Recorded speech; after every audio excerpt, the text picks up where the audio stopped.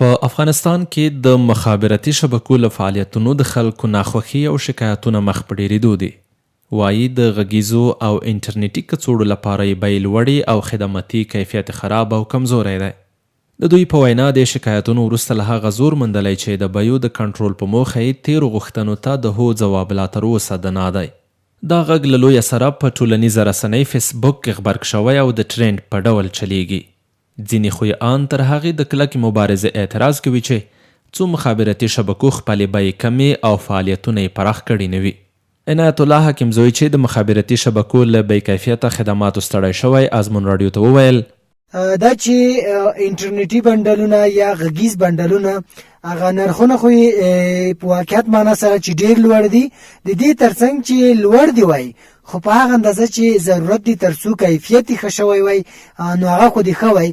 کله چې په خوست ښار کې یوې زرزمینۍ ته ښکته شي یا تکاوی ته ښکته شي نو همالته دا کار نه کوي، نو د دې نرخونه خو بیخي ډېر زیات جګ دي.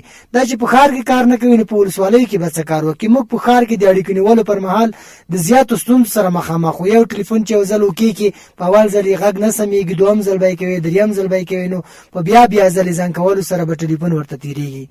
د ټولنیزو رسنیو یو شمیر نور کارکونکي د اعتراض په ډول د اړوندو شبکو له ټیټ کیفیته خدماتو د ناخوښۍ ترڅنګ افغانستان په سیمه کې یوازینی هیواد بولي چې د انټرنیټي او غږیزو بندلونو په بدل کې لوړه بیه اخلي. د ټولنیزو رسنیو یو کارونکی سید وزیر ان د پاړه وایي رښتیا هم د انټرنیټ ستونزه لوړه بیه او بې کیفیته فعالیت یا چوپړتیاوې د مخابراتي شبکو له لورې هغه ستونزې دي چې کلونه کېږي موږ ورسره لاس او ګریوان یو. نه هم په تیر حکومت کې کومه خاصه طرحه ورته جوړه شوه او نه هم داسې کار پرې وشو او نه هم اوسني حکومت داسې کوټلي ګامونه اخیستي دي چې دا ستونزه دې هواره کړي او د پام وړ پرمختګ دې پکې راشي.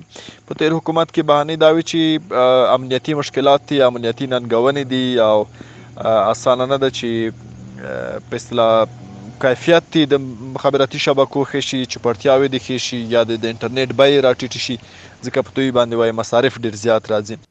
د خلکو د یادو ادعاو او شکایتونو په اړه مو وغوښتل چې د افغانستان مخابراتو او معلوماتي ټکنالوژۍ وزارت د اترا ادارې نظر ولرو، خو د راپور تر خپرېدو پورې ځواب رانه کړ.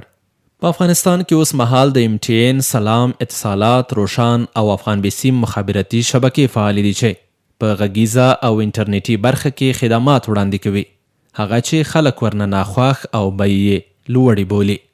عبدالوکیل عابر، ازمون راډیو، خوست راډیو.